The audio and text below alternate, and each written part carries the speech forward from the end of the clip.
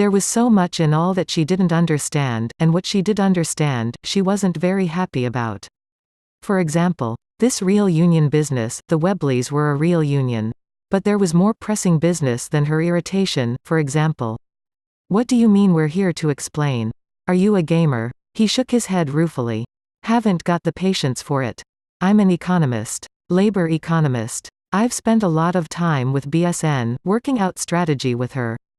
She wasn't exactly certain what an economist was, but she also felt that admitting this might further undermine her credibility with this man who had called her a child. I need my lathy, she said. You don't need a lathy in this meeting, he said. No one will attack us. Someone will steal it, she said. This isn't Dharavi, he said. No one will steal it. That did it. She could talk about the problems in Dharavi. She was a Dharavi girl. But this stranger had no business saying bad things about her home. I need my lathy in case I have to beat your brains out with it for rubbishing my home, she said, between gritted teeth. Sorry. He squatted down beside the bike and began to unravel the bungee cords from around the lathy. She also went down on one knee and began to worry at the zip straps that tied up her trouser legs at the ankles, but they only went in one direction, and once they'd locked tight, they wouldn't loosen. Ashok looked up from the bungee cords. You need to cut them off, he said. Here, one moment. He fished in his trouser pocket and came up with a wicked flick knife that he snapped open. He took gentle hold of the strap on her right ankle and slid the blade between it and her leg. She held her breath as he sliced through the strap, then flicked the knife closed, turned to her other leg, and, grasping her ankle, cut away the other strap. He looked up at her. Their eyes met, then she looked away. Be careful, she said, though he'd finished. He handed her the lathy. She gripped it with numb fingers, nearly dropped it, gripped it. Okay, he said. Okay, he shook his head. The people in there don't know anything about you or what you do. They are a little, old-fashioned. He smiled and seemed to be remembering something. Very old-fashioned, in some cases. And they're not very good with children. Young people. I mean. He held up his hands as she raised her lathy. I only mean to warn you. He considered her. Maybe you could cover your face again. Yasmin considered this for a moment. Of course, she didn't want to cover her face. She wanted to just go in as herself. Why shouldn't she be able to? But wearing the hijab had some advantages, and one was that no one would ask you why you were covering your face. Ashok had clearly believed she was much older until she'd undraped it.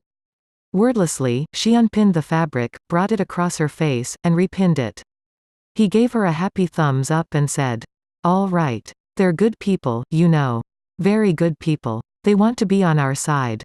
He swallowed, thought some, rocked his chin from side to side. But perhaps they don't know that yet. He marched to the door, which was made of heavy metal screen over glass, and opened it, then gestured inside with a grand sweep of his arm. Trying to look as dignified as possible, she stepped into the gloom of the trailer, where it was cool and smelled of beetle and chai and bleach, and where a lazy ceiling fan beat the air, trailing long snot trails of dust. This was what she noticed first, and not the people sitting around the room on sofas and easy chairs. Those people were sunk deep into their chairs and sitting silently, their eyes lost in shadow. But after a moment, they began to shift minutely, staring at her. Ashok entered behind her and said, Hello. I'm glad you could all make it. And then they stood, and they were all much older than her, much older than Ashok. The youngest was her mother's age, and he was fat and sleek and had great jowls and short hair in a fringe around his ears. There were three others, another man in kurta pajamas with a Muslim skull cap and two very old women in saris that showed the wrinkled skin on their bellies. Ashok introduced them around. Mr. Fadkar of the Steelworkers Union. Mr. Hananahali of the Transport and Dock Workers Union, and Mrs. Rukmani and Mrs. Matapa, both from the Garment Workers Union. These good people are interested in Big Sister Noor's work, and so she asked me to bring you round to talk to them. Ladies and gentlemen. This is Yasmin, a trusted activist within the IWWWW organization. She is here to answer your questions. They all greeted her politely, but their smiles never reached their eyes. Ashok busied himself in a corner where there was a chai pot and cups, pouring out masala chai for everyone and bringing it around on a tray. I will be your chaiwala, he said. You just all talk. Yasmin's throat was terribly dry, but she was veiled, and so she passed on the chai, but quickly regretted it as the talk began. "I understand that your work is just playing games, is that right?" said Mr. Hunanahali, the fat man who worked with the Transport and Dock Workers Union. "We work in the games, yes," Yasmin said. "And so you organize people who play games. How are they workers? They sound like players to me. In the transport trade, we work." Yasmin rocked her chin from side to side and was glad of her veil. She remembered her talk with Sushant. "We work the way anyone works. I suppose. We have a boss who asks us to do work, and he gets rich from our work." That made the two old aunties smile, and though it was dark in the room, she thought it was a genuine one. "Sister," said Mr. Fadkar, he in the skullcap. "Tell us about these games. How are they played?" So she told them, starting with Zombie Mecha, aided by the fact that Mr. Fadkar had actually seen one of the many films based on the game. But as she delved into character classes, leveling up, unlocking achievements, and so on, she saw that she was losing them. "It all sounds very complicated," Mr. Hunanahali said, after she had spoken for a good 30 minutes, and her throat was so dry it felt like she had eaten a mouthful of sand and salt. "Who plays these games? Who has time?" This was something she often heard from her father, and so she told Mr. Hunanahali what she always told him. Millions of people, rich and poor, men and women, boys and girls, all over the world. They spend crores and crores of rupees, and thousands of hours. It's a game, yes, but it's also as complicated as life in some ways. Mr. Hunanahali twisted his face up into a sour lemon expression. "People in life make things that matter. They don't just quote. He flapped a hand, miming some kind of pointless labor. "They don't just press buttons and play make-believe." She felt her cheeks coloring and was glad again of the veil. Ashok held up a hand. "If a humble chai wala may intervene here," Mr. Hunanahali gave him a hostile look, but he nodded. Pressing buttons and playing make-believe describes several important sectors of the economy, not least the entire financial industry. What is banking, if not pressing buttons and asking everyone to make believe that the outcomes have value? The old aunties smiled and Mr. Hunanahali grunted. "You're a clever bugger, Ashok. You can always be clever, but clever doesn't feed people or get them a fair deal from their employers." Ashok nodded as though this point had never occurred to him, though Yasmin was pretty certain from his smile that he'd expected this, too. "Mr. Hunanahali, there are over 9,000,000 people working in this industry, and it turns over 500 crore rupees every year. It's averaging 6% quarterly growth. And 8 of the 20 largest economies in the world are not countries. They're games, issuing their own currency, running their own fiscal policies, and setting their own labor laws." Mr. Hunanahali scowled, making his jowls wobble, and raised his eyebrows. "They have labor policies in these games." "Oh yes," Ashok said. "Their policy is that no one may work in their worlds without their permission, that they have absolute power to set wages, hire and fire, that they can exile you if they don't like you or for any other reason, and that anyone caught violating the rules can be stripped of all virtual property and expelled without access to a trial, a judge, or elected officials." That got their attention. Yasmin filed away that description. She'd heard Big Sister Noor say similar things, but this was better put than any previous rendition. And there was no denying its effect on the room. They jolted as if they'd been shocked and all opened their mouths to say something, then closed them. Finally, one of the aunties said, "Tell me, you say that 9 million people work in these places, where?" "Bangalore, Pune, Kolkata, these were the old IT cities, where the phone banks and the technology companies were." Ashok nodded. "Some of them there. Some right here in Mumbai." He looked at Yasmin, clearly waiting for her to say something. "I work in Dharavi," she said. And did she imagine it, or did their noses all wrinkle up a little? Did they all subtly shift their weight away from her, as though to escape the shit smell of a Dharavi girl? "She works in Dharavi," Ashok said. "But only 1 million or 2 work here in India. The majority are in China, or Indonesia, or Vietnam. Some are in South America, some are in the United States. Wherever there is IT, there are people who work in the games." Now the auntie sat back. "I see," she said. "Well, that's very interesting. Ashok, but what do we have to do with China? We're not in China." Yasmin shook her head. The game isn't in China, she said, as though explaining something to a child. The game is everywhere. The players are all in the same place. Mr. Fadkar said. You don't understand, sister. Workers in these places compete with our workers. The big companies go wherever the work is cheapest and most unorganized. Our members lose jobs to these people, because they don't have the self-respect to stand up for a fair wage.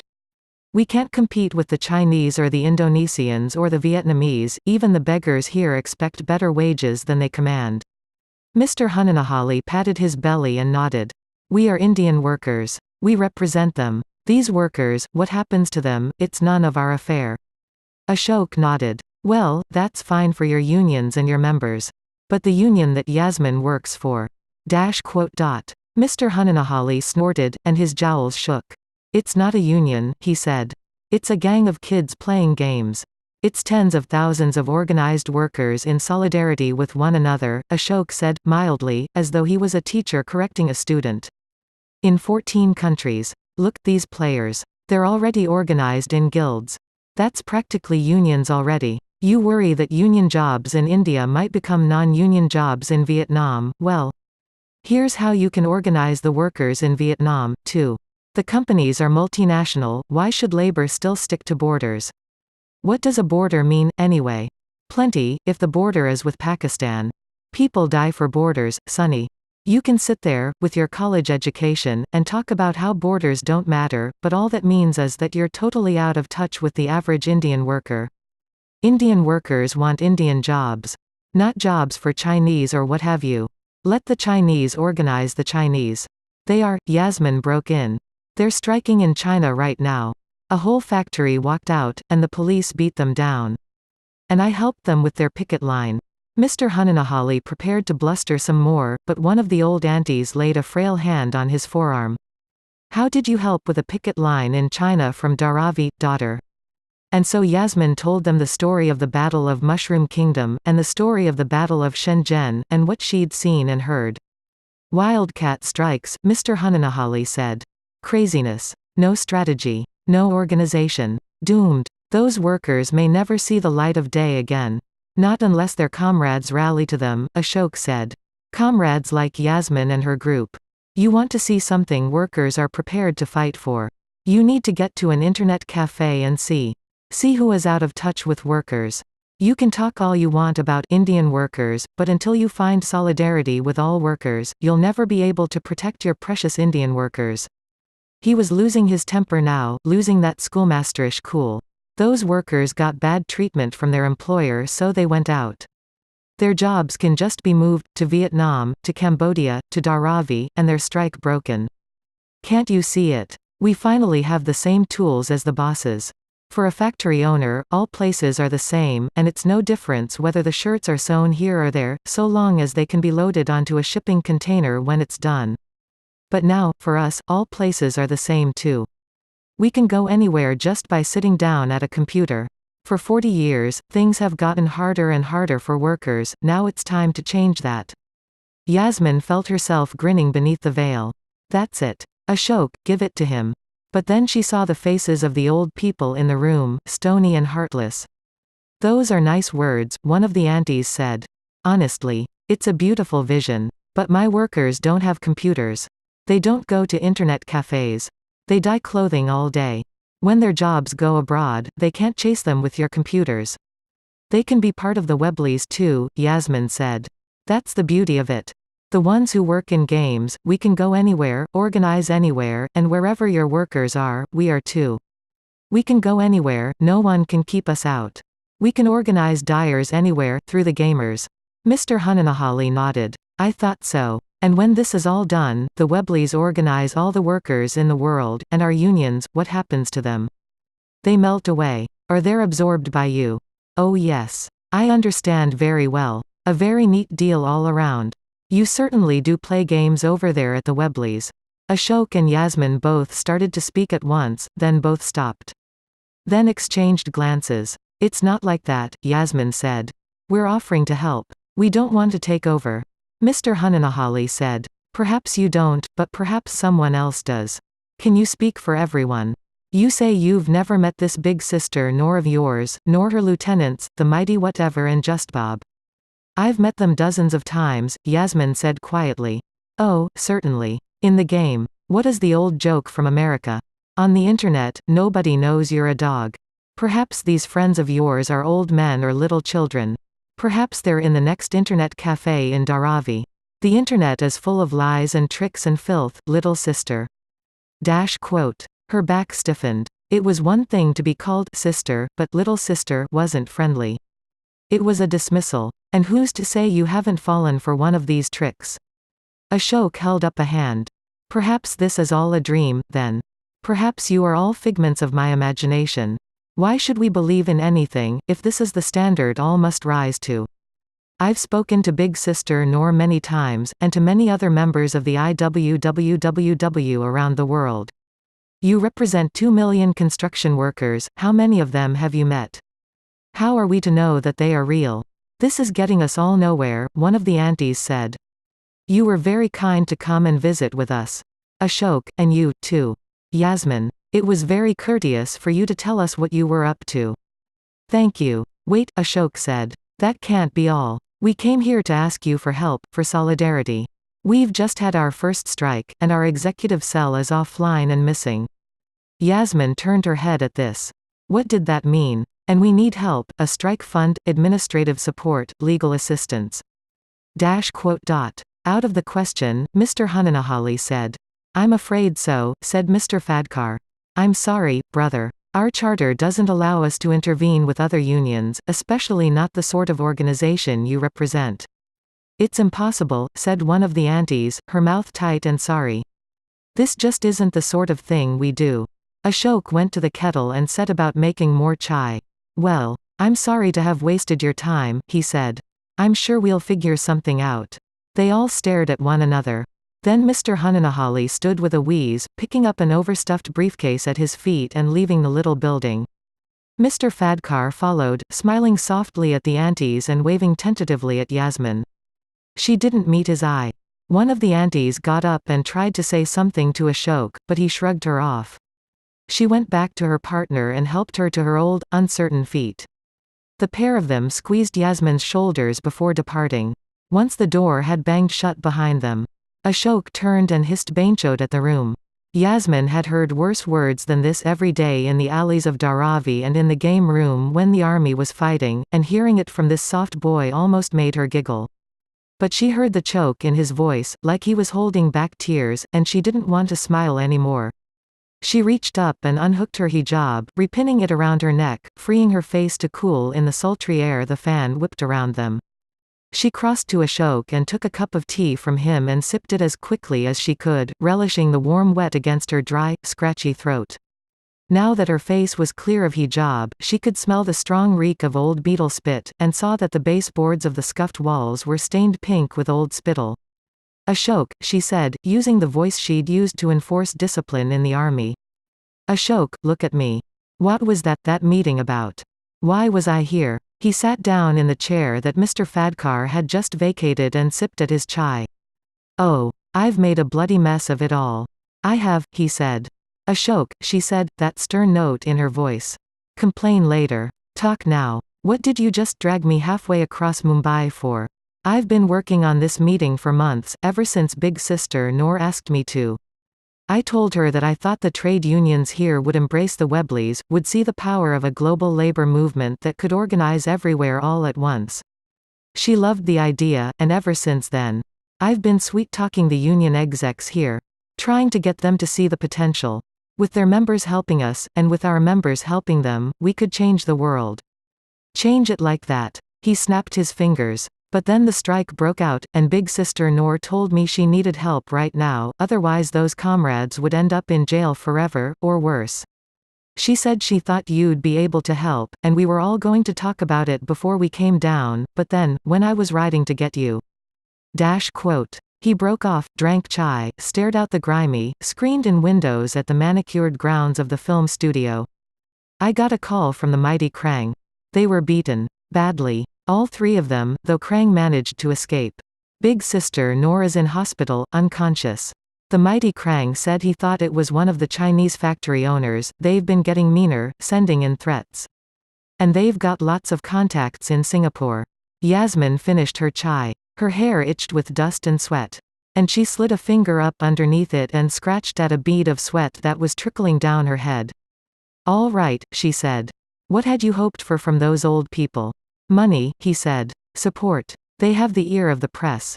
If their members demanded justice for the workers in Shenzhen, rallied at the Chinese consulates all around India, he waved his hands. I'm not sure, to be honest. It was supposed to happen weeks from now, after I'd done a lot more whispering in their ears, finding out what they wanted, what they could give, what we could give them. It wasn't supposed to happen in the middle of a strike. He stared miserably at the floor. Yasmin thought about Sushant, about his fear of leaving Mullah's army. As long as soldiers like him fought for the other side, the Webleys wouldn't be able to blockade the strikes in-game. So she'd have to stop Mullah's army. Stop all the armies. The soldiers who fought for the bosses were on the wrong side. They'd see that. What if we helped ourselves, she said. What if we got so big that the unions had to join us? Yes, what if? It's so easy to play what if. But I can't see how this will happen. I think I can get more fighters in the games. We can protect any strike. Well, that's fine for the games, but it doesn't help the players. Big sister Noor is still in hospital. The Webleys in Shenzhen are still in jail. All I can do is what I can do, Yasmin said. What can you do? What do economists do? He looked rueful. We go to university and learn a lot of maths. We use the maths to try to predict what large numbers of people will do with their money and labor. Then we try to come up with recommendations for influencing it. And this is what you do with your life. Yes. I suppose it all sounds bloody pointless. Doesn't it? Maybe that's why I'm willing to take the games so seriously, they're no less imaginary than anything else I do. But I became an economist because nothing made sense without it. Why were my parents poor? Why were our cousins in America so rich? Why would America send its garbage to India? Why would India send its wood to America? Why does anyone care about gold? That was the really strange one. Gold is such a useless thing, you know.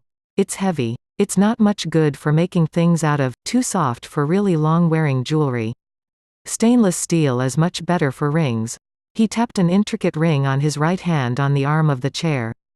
There's not much of it, of course. All the gold we've ever dug out of the ground would form a cube with sides the length of a tennis court. Yasmin had seen pictures of tennis courts, but she wasn't clear how big this actually was. Not very large, she supposed. We dig it out of one hole in the ground and then put it in another hole in the ground, some vault somewhere, and call it money.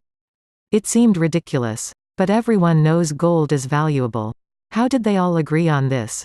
That's where I started to get really fascinated. Because gold and money are really closely related. It used to be that money was just an easy way of carrying around gold. The government would fill a hole in the ground with gold, and then print notes saying, "This note is worth so many grams of gold," so rather than carrying heavy gold around to buy things, we could carry around easy paper money. It's funny, isn't it? We dig gold out of holes in the ground, weigh it, and then put it in another hole in the ground. What good is gold? Well, it puts a limit on how much money a government can make. If they want to make more money, they have to get more gold from somewhere. Why does it matter how much money a country prints? Well, imagine that the government decided to print 1 crore of rupees for every person in India. We'd all be rich, right? Yasmin thought for a moment. No, of course not. Everything would get more expensive, right? He waggled his chin. He was sounding like a schoolteacher again. Very good, he said. That's inflation, more money makes everything more expensive. If inflation happened evenly, it wouldn't be so bad. Say your pay doubled overnight, and so did all the prices, you'd be all right, because you could just buy as much as you could the day before, though it cost twice as much. But there's a problem with this. Do you know what it is? Yasmin thought. I don't know. She thought some more. Ashok was nodding at her, and she felt like it was something obvious, almost visible. I just don't know. A hint, he said. Savings. She thought about this some more. Savings. If you had money saved, it wouldn't double along with wages, right? She shook her head. I don't see why that's such a problem, though. We've got some money saved, but it's just a few thousand rupees. If wages doubled, we'd get that back quickly from the new money coming in." He looked surprised, then laughed. "I'm sorry," he said. "Of course. But there are some people and companies and governments that have a lot of savings. Rich people might save crores of rupees, those savings would be cut in half overnight. Or a hospital might have many crores saved for a new wing. Or the government or a union might have crores in savings for pensions. What if you work all your life for a pension of 2,000 rupees a month, and then, a year before you're supposed to start collecting it, it gets cut in half?" Yasmin didn't know anyone who had a pension, though she'd heard of them. "I don't know," she said. "You'd work. I suppose. You're not making this easy." Ashok said. "Let me put it this way, there are a lot of powerful, rich people who would be very upset if inflation wiped out their savings. But governments are very tempted by inflation. Say you're fighting an expensive war, and you need to buy tanks and pay the soldiers and put airplanes in the sky and keep the missiles rolling out of the factories. That's expensive stuff. You have to pay for it somehow. You could borrow the money. Governments borrow money. Oh yes. They're shocking beggars. They borrow it from other governments, from companies, even from their own people. But if you're not likely to win the war, or if victory will wipe you out, then it's unlikely anyone will voluntarily lend you the money to fight it. But governments don't have to rely on voluntary payments, do they?" Yasmin could see where this was going. "They can just tax people." "Correct," he said. "If you weren't such a clearly sensible girl, I'd suggest you try a career as an economist." Yasmin. "Okay, so governments can just raise taxes. But people who have to pay too much tax are unlikely to vote for you the next time around. And if you're a dictator, nothing gets the revolutionaries out in the street faster than runaway taxation. So taxes are only of limited use in paying for a war. Which is why governments like inflation, right?" "Correct again. First, governments can print a lot of money that they can use to buy missiles and tanks and so on, all the while borrowing even more, as fast as they can. Then, when prices and wages all go up and up, say, 100 times, then suddenly it's very easy to repay all that money they borrowed. Maybe it took 1,000 workers' tax to add up to 1 crore of rupees before inflation, and now it just takes 1.